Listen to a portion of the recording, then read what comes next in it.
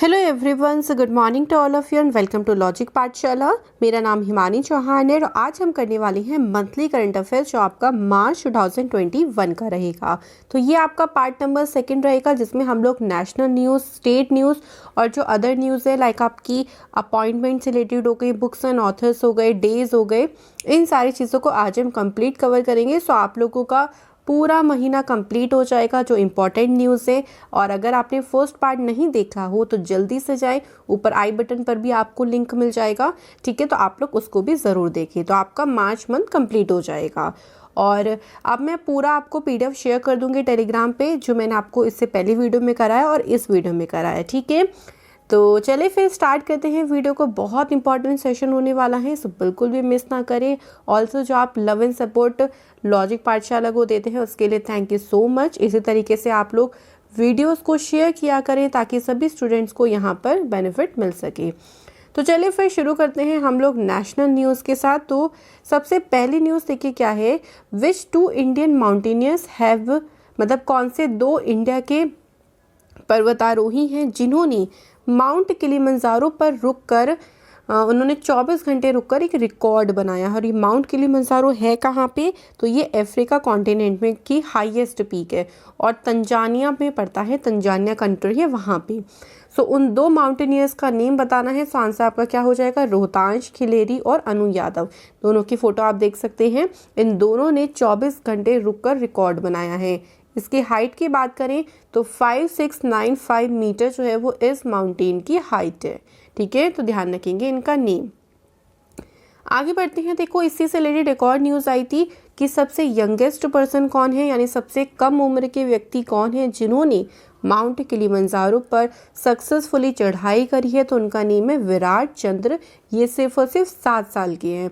इनसे पहले ऋत्विका श्री ने काम किया था जो 9 ईयर की हैं, और उनसे कम ईयर के भी कर दी। तो अगर सबसे छोटे उम्र में पूछे जाएंगे तो आपका आंसर क्या हो जाएगा, विराट चंद्र हो जाएगा, ठीक है। तेलंगाना स्टेट के रहने वाले हैं, तो ध्यान रखेंगे स्टेट का नाम भी। नेक्स्ट आपका आता है, देखो under the insurance amendment bill, जो अभी बीमा संशोधन विधेयक 2021 आया था, उसके तहत क्या बोला गया था कि जो एफडीआई है, एफडीआई का मतलब होता है विदेशी प्रत्यक्ष निवेश, उसकी सीमा बढ़ाई गई है, उसकी लिमिट बढ़ाई गई है, ठीक है। ध्यान रखेंगे पहले 49% थी और 49% को बढ़ाकर अब कितना कर दिया है, 74% कर दिया है, ठीक है। तो इतना ज़्यादा इन्वेस्टमेंट अब कर सकते हैं जो भी इन्वेस्ट करना चाहता है इंडिया में, ठीक है। ये जो बिल है वो लोकसभा और राज्यसभा से पास हो चुका है और इसलिए इसको कहा गया है कि मतलब एक तरीके से ये पूरा बिल पास हो गया, तो ये सारी चीज़ों को श्योर कर दिया गया है। एफडीआई की बात करें तो देखो एफडीआई क्या होता है।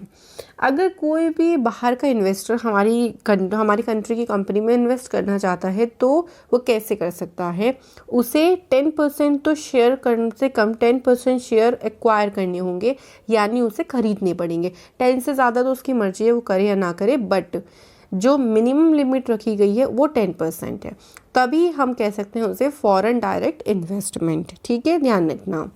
अगला है देखो कैच द रेन कैंपेन, जो है वो वर्ल्ड वाटर डे के ओकेज़न पर किसने लॉन्च किया।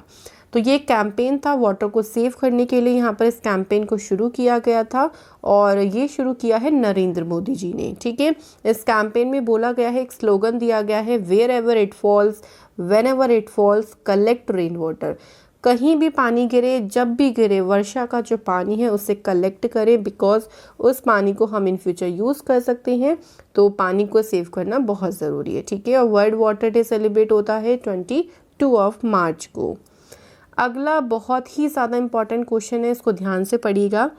रिसेंटली देखो जो होम गवर्नमेंट है यानी गृह सरकार है, उसने कौन से संशोधन, मतलब किस अधिनियम में, कौन से अमेंडमेंट में उन्होंने संशोधन किया है और क्या पेश किया है, Delhi national capital territory governance bill. ये बिल संशोधन किया गया है Delhi national capital territory government act 1991 में संशोधन करके एक नया बिल लाया गया और ये बिल पास भी हो चुका है।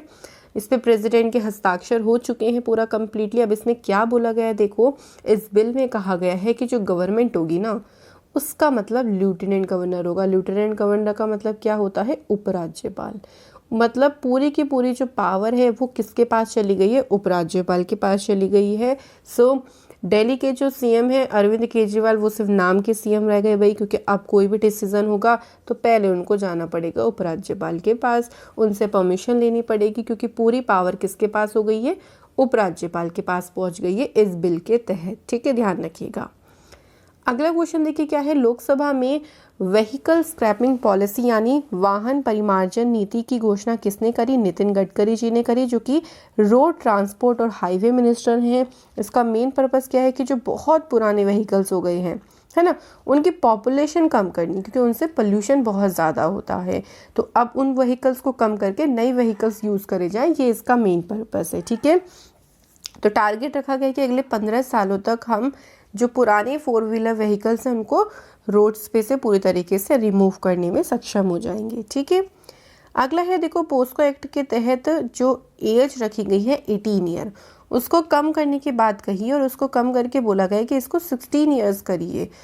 क्यों करिए, देखिए बहुत सारे केसेस ऐसे मिलते हैं जो कम उम्र के बच्चों के द्वारा करे जाते हैं, तो इस तय के तहत क्या बोला जा रहा है कि उम्र को कम किया जाए।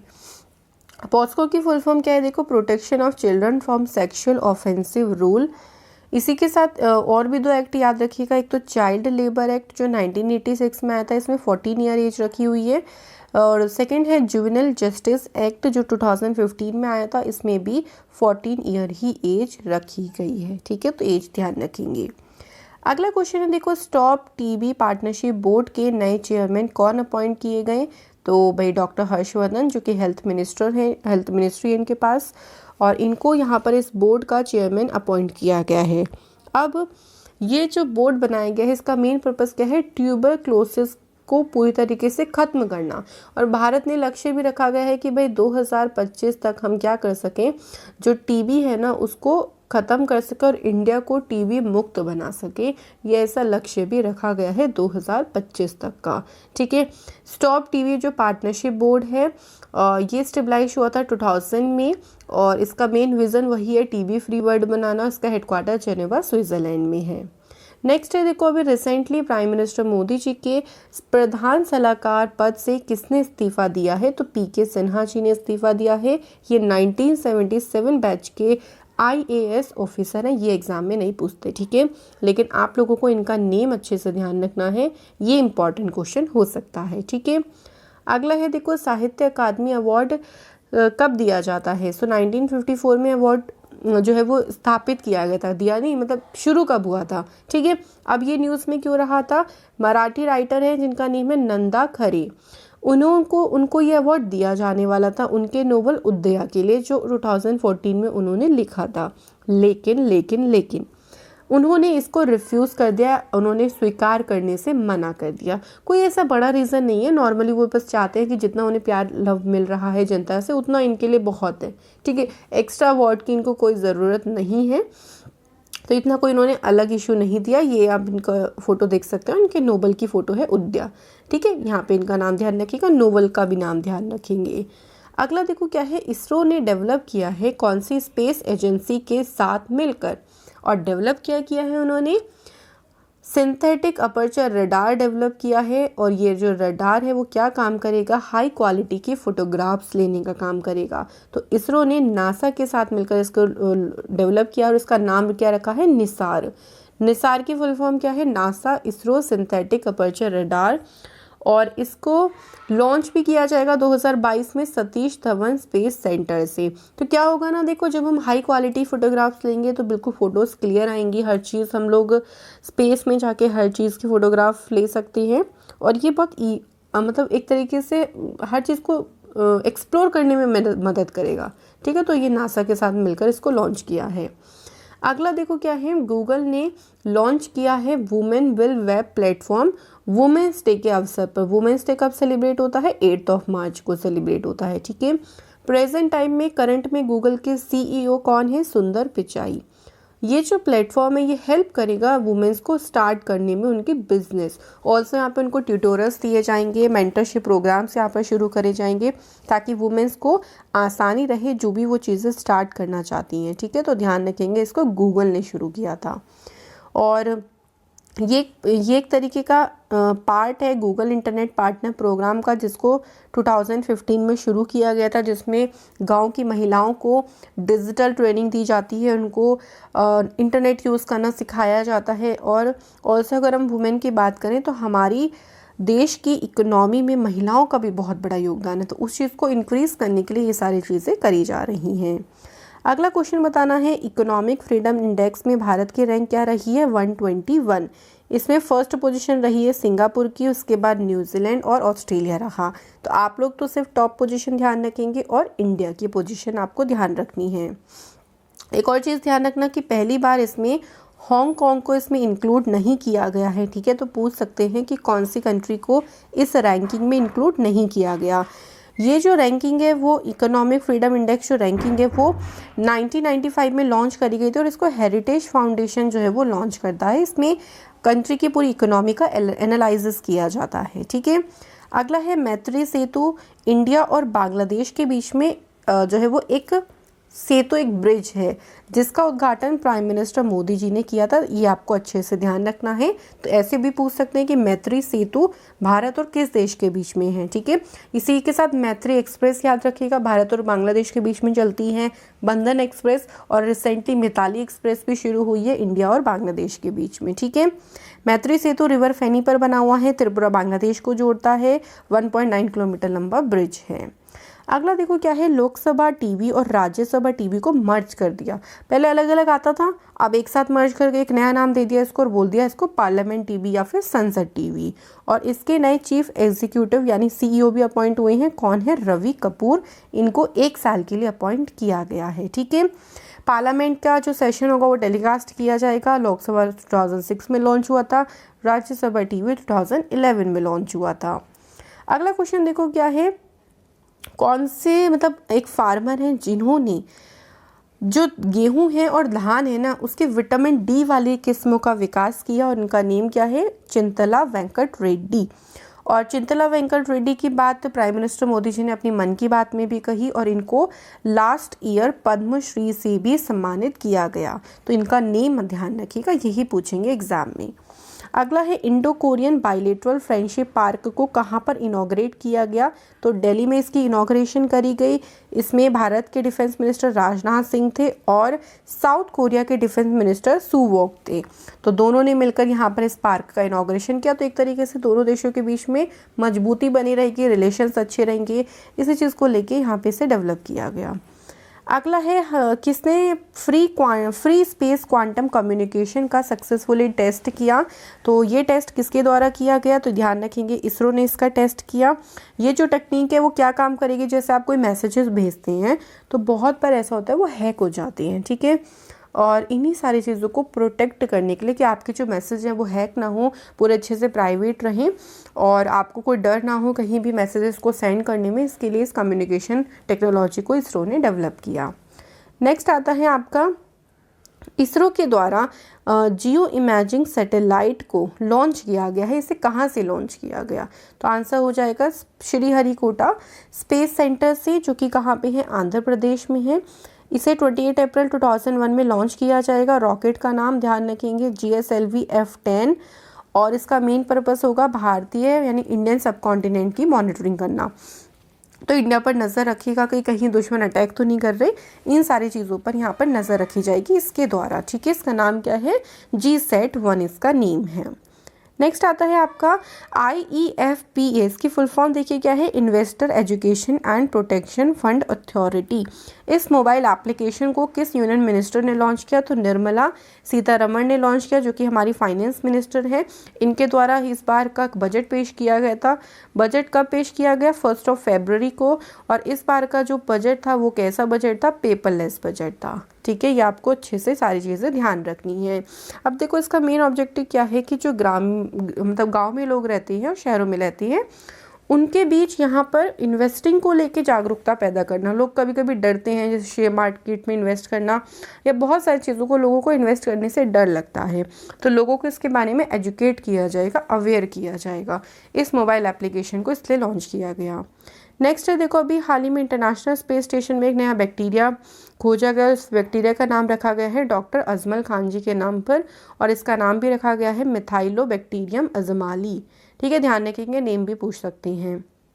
उसके बाद देखो अभी मैंने जो बिल बताया था आपको, वो प्रेसिडेंट के द्वारा पास हो गया है। ये वही पूरी न्यूज़ है, तो इसको दोबारा से हम लोग नहीं पढ़ रही हैं। सो नाउ अब हम लोग पढ़ते हैं स्टेट न्यूज़। ठीक है, तो नेशनल हमने कवर कर लिया, अब स्टेट से देखते हैं। सबसे पहली न्यूज़ क्या है, देखो कौन सी ऐसी यूनियन टेरिटरी है जहां पर पेट्रियोटिक बजट को पेश किया गया। दिल्ली में देशभक्ति बजट पेश किया गया। इस बजट को माइंड में क्या रखा कि जो हमारे फ्रीडम फाइटर्स थे, जिन्होंने हमारे देश के लिए बहुत अपना बलिदान दिया, उनको ट्रिब्यूट देने के लिए इस बजट का नाम रखा गया पेट्रियोटिक बजट। और जो दिल्ली के डिप्टी चीफ मिनिस्टर हैं मनोज सिसोदिया, उनके द्वारा ही इस बजट को पेश किया गया था। ठीक है, अगला देखो, रिसेंटली कहाँ पे आपने न्यूज़ सुनी थी कि गंगा डॉल्फिन को पीट कर उसकी हत्या कर दी गई। बहुत गलत बात है, एक तरीके की शर्मनाक बात है। और ऐसा कांड कहाँ पे हुआ, यूपी में हुआ। ठीक है, यूपी में एक जगह है प्रतापगढ़ डिस्ट्रिक्ट, वहाँ पे पूरा इंसिडेंट हुआ। लोगों ने पीट कर डॉल्फिन की हत्या कर दी गई, जो कि एक दंडनीय अपराध है। ठीक है, अगर आप गंगा डॉल्फिन को मारती हो, सो वाइल्ड लाइफ प्रोटेक्शन एक्ट 1972 के तहत इसको पनिशेबल माना जाता है। और गंगा डॉल्फिन की बात करें तो इसका साइंटिफिक नेम क्या है, प्लेटेंसिस्टा गैंगेटिका। और गंगा डॉल्फिन को ऑफिशियली डिस्कवर किया गया था 1801 में। और गंगा डॉल्फिन को हमारा नेशनल एक्वेटिक एनिमल घोषित किया गया था 2009 में। इसी के साथ एक और चीज़ ध्यान रखना, जो national Ganga dolphin day celebrate होता है वो 5 अक्टूबर को सेलिब्रेट होता है। अगला क्वेश्चन है, वर्ल्ड का हाईएस्ट रेलवे ब्रिज कौन सी नदी पर बनाया गया, चेनाब रिवर पर। और अगर आपसे जगह पूछी तो जम्मू कश्मीर में। ठीक है, ये ब्रिज पूरे रेनबो की शेप में, आप इसे ऐसे देख सकते हैं। और इस प्रोजेक्ट को 2017 में शुरू किया गया था, तो ये चेनाब रिवर पर बना है, ध्यान रखेंगे। अगला क्वेश्चन देखिए क्या है, घरेणी पहचान चेलिका नाम का एक प्रोग्राम है, इसको उत्तराखंड में शुरू किया गया। इसका मतलब क्या है, इस प्रोग्राम में क्या बोला गया कि जो घर की सबसे छोटी बेटी होंगी, यंगेस्ट डॉटर होंगी, उनके नाम की नेम प्लेट लगाई जाएगी घर के आगे, यानी जो घर है वो उनके बेटियों के नाम से जाना जाएगा। तो भाई वही है कि गर्ल्स को आगे बढ़ाने के लिए इन सारी चीज़ों को किया जा रहा है, तो ध्यान रखेंगे ना उत्तराखंड। नेक्स्ट क्वेश्चन देखिए क्या है, दंड कानून विधेयक 2020 को कौन से राज्य की कैबिनेट ने मंजूरी दी, तो यहाँ पे मंजूरी दी गई मध्य प्रदेश। इसमें बोला क्या गया कि अगर आप फूड आइटम्स में मिलावट करोगे तो आपको सज़ा मिलेगी। ठीक है, फूड आइटम्स में मिलावट करने से बहुत ज़्यादा प्रॉब्लम हो सकती है। बहुत बार ऐसा होता है कि बहुत सारी बीमारी भी हो जाती है इस चीज़ों से। ठीक है, तो मध्य प्रदेश की गवर्नमेंट ने कहा है कि ये दंडनीय अपराध है, इसके लिए आप लोगों को सजा मिल सकती है, तो ऐसा काम ना करें। अगला क्वेश्चन देखिए क्या है, फेमस वुमेंस का फेस्टिवल है जिसका नेम है अटुकल पोंगल। ये फेस्टिवल कौन से स्टेट में सेलिब्रेट किया जाता है, ये होता है केरला में। और इसमें सिर्फ और सिर्फ वुमेंस को एंटर मिलता है मंदिर में जाना, पूजा वगैरह करना, क्योंकि ये स्पेशली वुमेंस का फेस्टिवल होता है। तो ध्यान रखेंगे इसका नेम अटुकल पोंगल, और केरला में इसको सेलिब्रेट किया जाता है। अगला क्वेश्चन है, 2 दिवसीय जो गुड़ महोत्सव है, जिसको हम बोलते हैं 2 डे जैगरी फेस्टिवल, इसको लखनऊ में यहाँ पर मनाया गया। और इसका इनॉग्रेशन किसने करी, यूपी के चीफ मिनिस्टर योगी आदित्यनाथ ने। मेन इसका पर्पस क्या है कि गुड़ के बारे में लोगों को बताना, गुड़ से क्या क्या फ़ायदे होते हैं, और जो फार्मर्स गुड़ का उत्पादन करते हैं उनको यहाँ पर क्या दिया जा रहा है, समर्थन दिया जा रहा है। इसके लिए ही ये फेस्टिवल लखनऊ में सेलिब्रेट किया गया। अगला क्वेश्चन पूछा है, इंडिया का पहला फॉरेस्ट मेडिकल सेंटर कहाँ पर ओपन किया गया, तो उत्तराखंड में इसे ओपन किया गया। ये हमारी कंट्री का पहला हीलिंग सेंटर है, जो कि पूरे तरीके से जापानीज टेक्नोलॉजी पर बेस्ड है। उत्तराखंड में भी रानीखेत जगह पर इसको शुरू किया गया है। ऐसा होता है ना, आजकल का माहौल इतना स्ट्रेस भरा है, तो लोगों को एक तरीके से स्ट्रेस से बाहर निकालने में मदद करेगा। ऑल्सो लोगों को फॉरेस्ट के प्रति लगाव पैदा करने में भी हेल्प करेगा। तो उत्तराखंड स्टेट में इसको शुरू किया गया। अगला है नाइट सफारी, यहाँ पर शुरू करी गई है 3 नेशनल पार्क में। 3 नेशनल पार्क के नाम भी पता होने चाहिए, बट ये नेशनल पार्क कौन से स्टेट में है? मध्य प्रदेश में। ऐसा होता है ना, जब हम देखिए अभी तक दिन आपको डे सफारी मिलती है, डे सफारी में हम सिर्फ उन्हीं एनिमल्स को देख पाते हैं जो डेज वगैरह में बाहर निकलते हैं। कुछ एनिमल ऐसे होते हैं जो नाइट में बाहर निकलते हैं, तो उन एनिमल्स को लोग नहीं देख पाते, उनके लिए यहाँ पर नाइट सफारी को शुरू किया गया है। और इसको 3 नेशनल पार्क बांधवगढ़, पेंच और कान्हा नेशनल पार्क में स्टार्ट किया गया सबसे पहले। तो ये कहाँ पे है? मध्य प्रदेश में। इसके बाद बोला गया कि हाल ही में कौन सा राज्य भांग की खेती को लीगल बनाने की योजना बना रहा है? तो ये बना रहा है हिमाचल प्रदेश। इसका मेन पर्पस क्या है? देखो कि जो भांग है इसको हम मेडिसिन और बहुत सारी फैब्रिक्स में भी यूज़ करते हैं, तो उन्हीं चीज़ों को बढ़ावा देने के लिए यहाँ पर जो भांग की खेती है उसको लीगलाइज करने की बात हो रही है कि सभी लोग इसको ईजिली कर सकते हैं, कोई इस पर जुर्माना नहीं लगेगा। तो उसके लिए ही यहाँ पर हिमाचल प्रदेश में इसको लीगल बनाया जा रहा है। नेक्स्ट क्वेश्चन देखिए क्या है, अभी रिसेंटली उत्तराखंड के सीएम चेंज हो गए हैं। सो नए सीएम कौन बने हैं? श्री तीरथ सिंह रावत। पुराने जैसा नाम लग रहा होगा ना, त्रिवेंद्र सिंह रावत थे, अब नए तीरथ सिंह रावत हो गए। तो त्रिवेंद्र सिंह रावत जी ने रिज़ाइन कर दिया था, उन्होंने अपने 4 साल कंप्लीट किए। 2017 में उनका अपॉइंटमेंट हुआ था। तो नए जो सीएम बने हैं उनका नेम इम्पॉर्टेंट होगा। अगला क्वेश्चन देखिए क्या है, मीनाक्षी वर्मा को यहाँ पर 1 दिन का होम मिनिस्टर बनाया गया था, और ये कौन से स्टेट का बनाया गया था? ठीक है, तो यहाँ पे मध्य प्रदेश में बनाया गया था। तो इन्हें बनाया गया था देखो इंटरनेशनल वुमेन्स डे के अवसर पर, जो कि कब सेलिब्रेट होता है? 8 मार्च को सेलिब्रेट होता है। ठीक है, तो 8 मार्च को वहाँ के जो होम मिनिस्टर हैं नरोत्तम मिश्रा, उन्होंने अपनी 1 दिन की कुर्सी इनके हवाले कर दी थी। और मीनाक्षी वर्मा जो है एक कांस्टेबल हैं, कहाँ पे? मध्य प्रदेश में। तो ध्यान रखेंगे नाम, स्टेट का नाम और कौन से ओकेज़न पर इनको अपॉइंट किया, ये भी ध्यान रखना। ठीक है, अगला है देखो, जम्मू कश्मीर का पहला मिल्क एटीएम कौन से डिस्ट्रिक्ट में सेटअप किया गया? इसे पुलवामा में सेटअप किया गया। वहाँ के एक लोकल पीपल हैं जिनका नेम है शबीर अहमद, उनके द्वारा इसको सेटअप किया गया। इसमें एक बार में 500 मिल्क को स्टोर कर सकती हैं। ठीक है, तो ये बहुत अच्छा इनिशिएटिव लिया गया वहाँ पर उन्हीं के लोकल पीपल के द्वारा। ठीक है, चलो कमेंट करके बताइएगा कि सबसे पहला इंडिया में मिल्क एटीएम कहाँ पे सेटअप किया गया था, इसका आंसर करिएगा कमेंट सेक्शन में। ठीक है, नेक्स्ट देखो क्या है, हेरात फेस्टिवल कहाँ पे मनाया जाता है? तो ये जम्मू कश्मीर में मनाया जाता है। हेरात फेस्टिवल जो है वो सबसे बड़ा फेस्टिवल होता है कश्मीरी पंडित्स का, और ये शिवरात्रि के ओकेज़न पर सेलिब्रेट किया जाता है। ठीक है, नेक्स्ट है देखो, वोट वांडी कैंपेन को कौन से स्टेट में यहाँ पर कंडक्ट कराया गया? Under the SVEEP program. ठीक है, स्वीप प्रोग्राम के तहत इस कैंपेन को शुरू किया गया केरला में। इस कैंपेन को केरला के कोल्लम डिस्ट्रिक्ट में शुरू किया गया, और मेन पर्पस इसका क्या है? वोटिंग को प्रमोट करना, कि लोग क्या करें? वोट करने जाएं, है ना, गवर्नमेंट को चुने जो उन्हें चाहती हैं।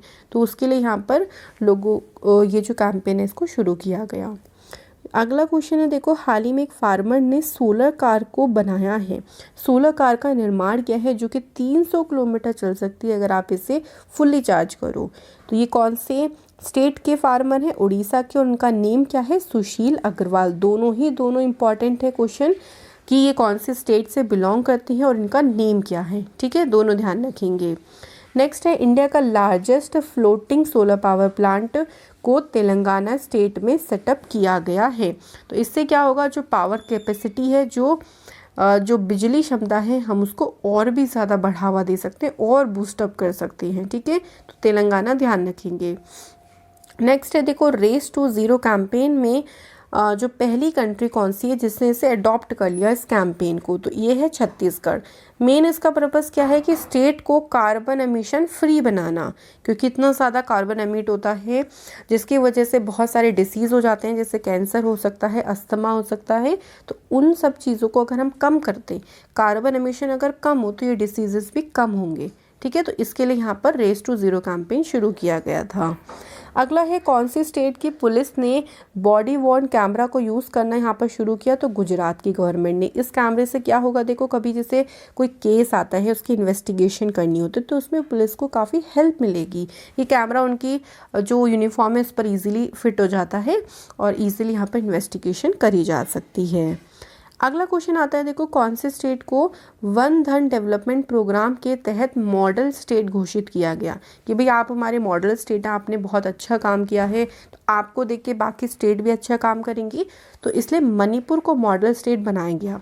ये जो स्कीम है इसको 2018 में शुरू किया गया था ट्राइबल पीपल्स के डेवलपमेंट के लिए, जो आदिवासी लोग हैं ना उनके विकास के लिए इस स्कीम को शुरू किया गया था। ठीक है, DBSE बोर्ड, भाई नया बोर्ड बन गया किसका, दिल्ली का, और फुल फॉर्म देखिए इसकी क्या है, Delhi board of school education. तो दिल्ली में आपने सुना भी होगा काफ़ी ज़्यादा एजुकेशन को लेके नई नई चीज़ें करी जा रही हैं। वो चाहते हैं कि जो उनके स्टूडेंट्स हैं उनको इंटरनेशनल एजुकेशन मिल पाए, सारी फैसिलिटीज़ मिल पाए, सारी टेक्नोलॉजी को यूज़ कर सके, तो उनके लिए एक नया बोर्ड डिक्लेयर कर दिया गया है DBSE। ठीक है, अगला है देखो कौन से स्टेट गवर्नमेंट ने 3 PAC वुमेन बटालियन के स्थापना की घोषणा करी है, और ये करी है उत्तर प्रदेश गवर्नमेंट ने। ये जो 3 बटालियंस होंगी ना, इनको 3 वुमेन्स के नाम पर रखा गया। नाम क्या उनका, अवंती बाई, सेकंड है उदा देवी, थर्ड है झलकारी बाई। ये जो तीनों वुमेन्स वॉरियर्स हैं ना, इन्होंने फ्रीडम स्ट्रगल में पार्टिसिपेट किया था, यानी जब आज़ादी की लड़ाई चल रही थी तो उन्होंने उसमें पार्टिसिपेट किया था। इन्हीं के नाम पर इन तीनों बटालियन की स्थापना करने की घोषणा करी है। समर कैंपेन भाई झारखंड में स्टार्ट किया गया। समर यानी strategic action for alleviation of male nutrition and anaemia reduction. तो नाम से पता चल रहा होगा, एनीमिया और मेल न्यूट्रिशन को कम करने के लिए, उसको ख़त्म करने के लिए यहाँ पर झारखंड की गवर्नमेंट ने इसको शुरू किया। नेक्स्ट आता है देखो कौन से स्टेट के फार्मर्स ने फ्रेश फ्रूट केक मूवमेंट शुरू किया। महाराष्ट्र की फार्मर्स ने इसको शुरू किया। आप एक केक देख रहे होंगे ना, ये फ्रूट से बने हैं।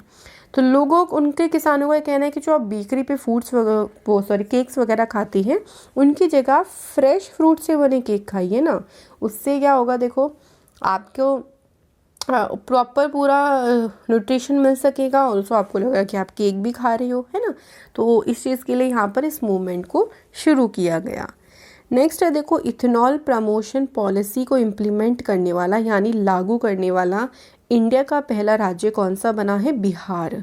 ठीक है, तो जो इथेनॉल होता है देखो तैयार किया जाता है कॉर्न से, और रोटन ग्रेन्स जो अनाज सड़ जाते हैं, चावल टूट जाते हैं, उनसे इथेनॉल को प्रिपेयर किया जाता है। काफ़ी इथेनॉल का यूज़ किया जाता है, इंडस्ट्री एरिया में काफ़ी इसका यूज़ होता है। ठीक है, नेक्स्ट देखो क्या है, एशिया का सबसे बड़ा ट्यूलिप गार्डन को टूरिस्ट के लिए श्रीनगर में ओपन किया गया है, और उसका नाम क्या है, Indira Gandhi memorial tulip garden. और भाई टूरिस्ट आएंगे देखने के लिए, बहुत बड़ा गार्डन है ये, ट्यूलिप गार्डन है, डल लेक के किनारे पर बसा है, तो बहुत खूबसूरत है। इसमें 1.5 मिलियन फ्लावर्स यहाँ पर मिलेंगे आपको। ट्यूलिप के 64 वैरायटीज़ मिलेंगी। इसको सबसे पहले 2008 में ओपन किया था फ्लोरिकल्चर को बढ़ावा देने के लिए, टूरिज्म को बढ़ावा देने के लिए, बट कोविड में बीच में बंद कर दिया गया। सो फाइनली फिर से इसे टूरिस्ट के लिए ओपन किया गया है। इसके बाद है देखो इंडिया का पहला governmental run animal ambulance network Andhra Pradesh में स्टार्ट किया गया। मेन पर्पस क्या है भाई, जैसे जानवर होते हैं उनको प्रॉपर हेल्थ केयर नहीं मिल पाती, तो यहाँ पर उनके लिए इस एम्बुलेंस को शुरू किया गया, ताकि अगर कोई एनिमल मिलता है तो उसको प्रॉपर से हेल्थ फैसिलिटी दी जा सके।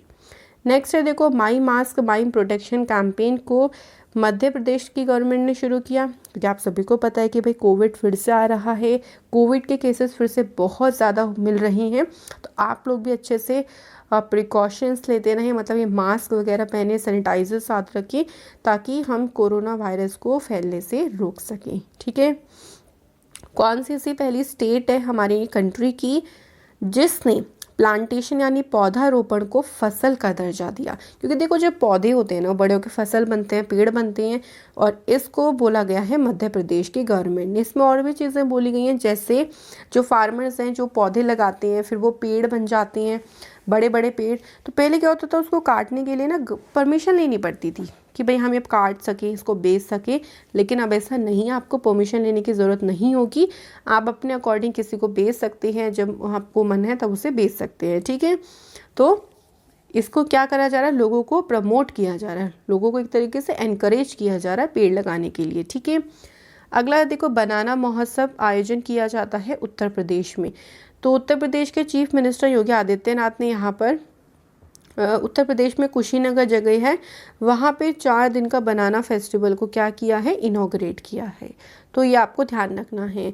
तो ये हमारी सारी स्टेट न्यूज़ थी, नेशनल और स्टेट कवर हो गई ना। अब चलिए चलते हैं मिसलेनियस पे, यानी इसमें हम मिक्सअप करेंगे जो बच गए। सबसे पहले देखो बुक का नेम क्या है, advantage India the story of India tennis. मैंने काफ़ी सारी बुक्स आपको कवर करवा दी हैं और आगे जो नई नई आती जाएंगी वो भी हम लोग बुक एंड ऑथर्स में करते चलेंगे। ये बुक किसने लिखी है, अनिंदित्या दत्त ने बुक लिखी है। उसके बाद आता है ज़ीरो डिस्क्रिमिनेशन डे, हर साल 1 मार्च को सेलिब्रेट होता है। थीम देख लीजिए, zero discrimination against women and girls.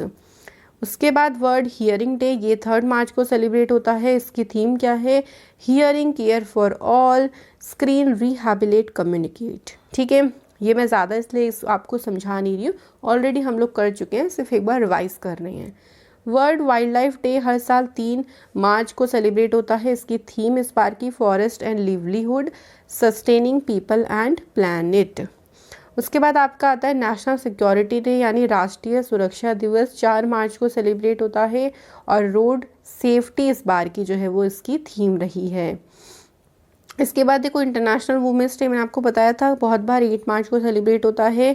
Theme very important है, women in leadership, achieving an equal future in a कोविड-19 वर्ल्ड।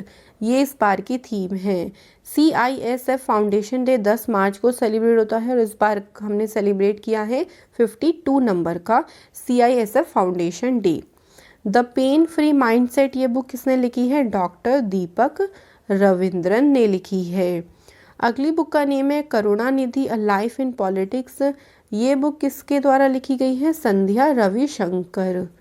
नेक्स्ट है देखो बिकॉज इंडिया कम फर्स्ट, ये बुक किसने लिखी है, राम माधव ने। उसके बाद है देखो अभी रिसेंटली कौन से बैंक ने स्मार्ट अप उन्नति प्रोग्राम को शुरू किया, तो HDFC बैंक के द्वारा इसे शुरू किया गया। इसका मेन पर्पस क्या है कि जो वुमेन एंटरप्रेन्योर्स हैं, जो वुमेन्स अपना काम कर रही हैं, ठीक है, उनको यहाँ पर सपोर्ट करना, उनको असिस्ट करना, ये इसका मेन पर्पस है। अगला है कौन से बैंक ने वियर एंड पे कॉन्टैक्टलेस डिवाइस को लॉन्च किया, तो एक्सिस बैंक ने इसे लॉन्च किया। इससे क्या होगा, देखो आपको डेबिट कार्ड की ज़रूरत नहीं पड़ेगी, आप डायरेक्ट इसको एक तरीके से बैंड एक टाइप का 5,000 रुपये की पेमेंट आप डायरेक्ट इससे कर सकते हो, विदाउट आपको पिन या विदाउट OTP आपको पेमेंट हो जाएगी। तो इसको एक्सिस बैंक ने लॉन्च किया। अगला है एक नई पॉलिसी है जिसका नेम है सेविंग प्लस। इस पॉलिसी को लॉन्च किया LIC यानी life insurance corporation of India. इसमें क्या होगा, देखो इंश्योरेंस दिया जाएगा, यहाँ पे प्रोटेक्शन दी जाएगी। अगर मान लीजिए जिसको इंश्योरेंस सेक्शन कर्ता को, अगर मान लीजिए उसकी मैच्योरिटी पीरियड से पहले डेथ हो जाती है, तो उसकी फैमिली को पूरी तरीके से यहाँ पर फाइनेंशियल सपोर्ट दिया जाएगा। तो इसका नेम है saving plus. International mathematics day celebrate होता है 14 मार्च को। इस बार की थीम है a better word for mathematics. तो ध्यान रखेंगे ये इंटरनेशनल है, अगर नेशनल मैथमेटिक्स डे पूछा जाएगा तो 22 दिसंबर आप लोगों का आंसर रहेगा, तो मिक्स बिल्कुल भी मत करिएगा। अगला है देखो कौन सी एप्लीकेशन ने यहाँ पर हाल ही में NPCI ने किस एप्लीकेशन पर UPI हेल्प नाम से एक शिकायत निवारण प्रणाली को शुरू किया। सो इसे भीम पर शुरू किया गया। भीम का मतलब Bharat interface for money exchange. जैसे आप कोई भी UPI पेमेंट करते हो, तो अगर आपको प्रॉब्लम आती है तो आप इस हेल्प पर जाकर अपनी प्रॉब्लम का सोल्यूशन ले सकते हैं। ठीक है, ध्यान रखेंगे। अगला देखो क्या है, ISA यानी इंटरनेशनल सोलर अलायंस के नए महानिदेशक के रूप में अजय माथुर को नियुक्त किया गया। और अभी ISA में अभी नई कंट्री भी शामिल हुई है, इटली। ठीक है, ध्यान रखिएगा, इटली इसमें अभी रिसेंटली ऐड हुई है। ISA 2015 में फॉर्म हुआ था और इसका हेडक्वार्टर जो है वो गुरुग्राम हरियाणा में है। नेक्स्ट है देखो टाइम मैगजीन के फ्रंट कवर पर स्पॉट पाने वाले पहले ट्रांसजेंडर पर्सन कौन बने, इनका नेम है एलाइट पेज। इनको 93rd नंबर के ऑस्कर अवार्ड 2021 के लिए भी नॉमिनेट किया गया है। ग्लोबल रिसाइकलिंग डे 18 मार्च को सेलिब्रेट होता है और इस बार की थीम है रिसाइकलिंग हीरोज। छोटी सी थीम है तो ध्यान रखेंगे। इंटरनेशनल हैप्पीनेस डे, भाई खुश रहा करें, हमेशा खुश रहेंगे तो सारी चीज़ें आपको इजीली मिल सकेंगी। जो भी काम करें उसको हैप्पी होके करें। तो हर साल 20 मार्च को सेलिब्रेट होता है और इसकी थीम है हैप्पीनेस फॉर ऑल फॉरएवर, ये इस बार की थीम है। इंटरनेशनल फॉरेस्ट डे 21 मार्च को सेलिब्रेट होता है। थीम आप देख सकते हैं, मैं बोल नहीं रही हूँ क्योंकि ऐसे बहुत लंबा चौड़ा हो जाएगा सेशन हमारा, ठीक है। 48 नंबर के चीफ जस्टिस यानी मुख्य न्यायाधीश कौन नियुक्त किए जाएंगे? NV रमन्ना। मतलब इनका नाम अब हो गया है, जब शरद अरविंद बोबड़े जी का कार्यकाल समाप्त हो जाएगा तो NV रमन्ना जी को अपॉइंट कर दिया जाएगा, ठीक है। तो यहाँ पे तय हो चुका है कि भैया अपॉइंट किससे करना है। नेक्स्ट देखो क्या है, व्यास सम्मान 2020 किसे मिला है? शरद पागरे को मिला है उनके नोवेल पाटलिपुत्र की समग्री, या फिर इंग्लिश में बोले तो समग्री ऑफ पाटलिपुत्र, इसके लिए उनको व्यास सम्मान से सम्मानित किया गया है, ठीक है। व्यास सम्मान 1991 में शुरू हुआ था, KK बिरला फाउंडेशन ने शुरू किया था, और 2019 का ध्यान रखेंगे नासिरा शर्मा को दिया गया था उनके नोबल पेपर की बोर्ड के लिए, ठीक है। अगला आता है वर्ल्ड वाटर डे 22 मार्च को सेलिब्रेट होता है। तो और जल दिवस की थीम है वैल्यूइंग वाटर, भैया पानी की वैल्यू समझो, नहीं तो पानी खत्म हो गया तो सब खत्म हो जाएगा, है ना। अगला देखो कौन से ऑथर ने रिसेंटली द रेथबोन फोलियो प्राइज जीता? तो कार्मेन मारिया ने जीता, उनकी बुक आई थी 2019 में द ड्रीम हाउस, इसके लिए इनको द रेथबोन फोलियो प्राइज से सम्मानित किया गया है। नेक्स्ट आता है देखो कौन सा प्रोग्राम लॉन्च किया है यस बैंक ने? प्रोग्राम का नाम बताना है और क्यों किया है? वुमेन एंटरप्रेन्योर्स को, यानी जो महिला उद्यमी है उनको सपोर्ट करने के लिए। प्रोग्राम का नाम क्या है? Yes essence plus. इसको शिरोस के साथ टाई अप करके यस बैंक के द्वारा शुरू किया गया। यस बैंक का हेडक्वार्टर कहाँ पे? मुंबई में। नेक्स्ट है देखो नेम्स ऑफ द वुमेन, इस बुक के ऑथर कौन है? जीत थाइल इस बुक के ऑथर है। अगला है कौन सा UPI पेमेंट होल्डर है जिसने डिस्ट्रीब्यूटर टू रिटेलर नाम से एक प्रोग्राम कह सकते हो, फाइनेंस कह सकते हो, उसको शुरू किया भारत पे ने।